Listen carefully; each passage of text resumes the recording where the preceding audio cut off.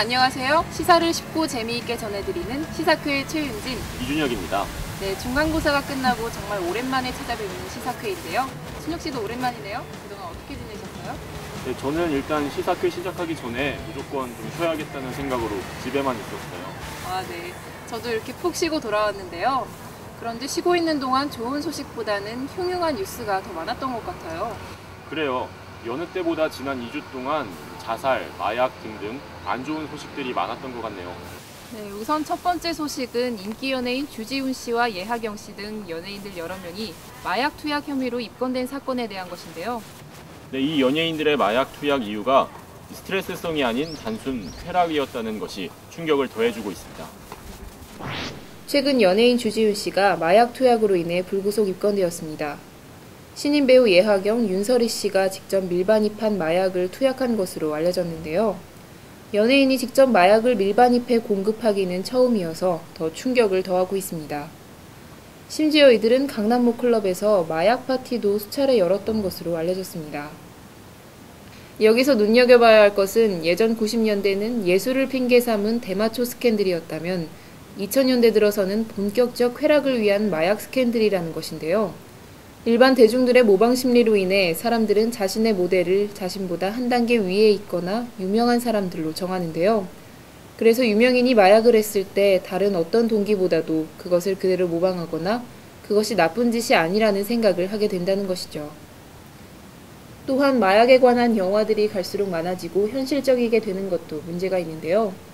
레퀴엠, 이스턴 프라미스, 사생결단, 알파독 등 마약 투약이나 마약 밀거래에 관한 내용들이 점점 대중들에게 영화로서도 자주 접할 수 있게 됨으로써 마약이 심각한 범죄에 해당한다는 것을 잠시 망각시키도록 하는 악영향이 있다고 할 수 있습니다.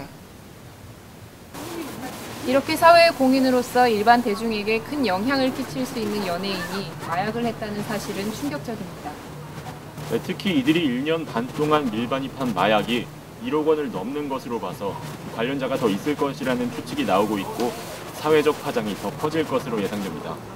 어서 빨리 사건의 진실이 해명돼서 그 잘못에 대한 대가를 달게 치르고 우리 사회에서 마약이나 불법 의약품 같은 것들이 퇴치되었으면 하는 바람입니다. 윤진 씨, 혹시 20대 사망 원인 중 1위가 뭔지 아세요? 글쎄요. 교통사고로 인한 사고사 아닐까요? 이 발표된 자료에 따르면 2007년 한 해 동안 사망한 20대의 40%가 자살로 인한 사망이었다고 합니다.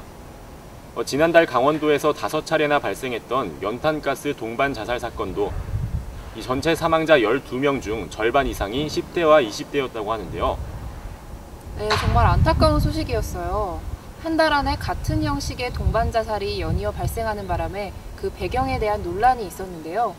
수사 결과 자살 사이트를 통해 공유 정보로 동반 자살이 이루어졌다고 밝혀졌습니다. 네, 이번 시사회는 인터넷에서 이어진 동반 자살, 그 시사점에 대해 알아봤습니다. 다가오는 6월에 개봉하는 공포영화 여고괴담의 5번째 시리즈는 여고생들 간의 동반 자살을 모티프로 하고 있습니다.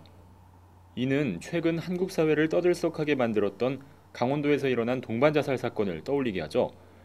지난달 8일 강원도 정선의 한 민박집에서 남녀 4명이 연탄불을 피워 동반 자살을 한 이후로 횡성, 인제, 양구 등지에서 12명이 스스로 목숨을 끊는 연쇄적 집단 자살 사건이 일어났습니다.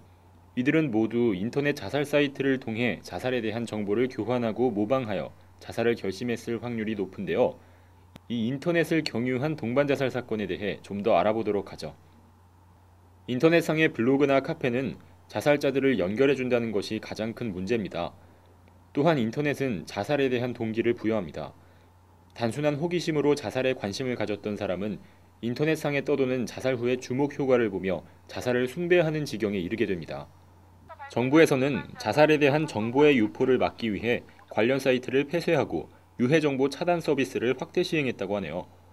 하지만 인터넷상에서 공유되는 정보를 엄격하게 규제하는 데는 역부족일 거라는 생각이 듭니다. 이런 생각을 한번 해봤어요. 자살 방지를 위해 특수 전문 요원으로 구성된 자살 특공대를 만드는 겁니다. 요원들은 사이버 페트롤을 돌아서 자살 희망자들이 자살을 공모하는 것을 포착하고 이를 저지할 물리적 방법과 치료적 방법을 결정합니다. 그리고 동반 자살의 현장에 적절한 타이밍으로 나타나서 그들을 자살 미수 혐의로 데려가는 거죠. 한번 자살을 시도했던 사람은 반복해서 자살을 시도하는 경향이 있으니 일정 기간 동안 모니터를 하며 안전한 관리망을 갖춰놓습니다. 어떤가요? 비현실적이긴 하지만 그만큼 자살을 예방해야겠다는 의식이 철저해지지 않나요? 네, 이렇게 동반 자살의 경우가 많다는 것이 이번 사건으로 인해 부각됐기 때문에 이에 대한 해결 방법을 강구해야 할 것입니다. 사회적 안전망과 복지에 대한 대책도 시급히 마련되어야겠죠.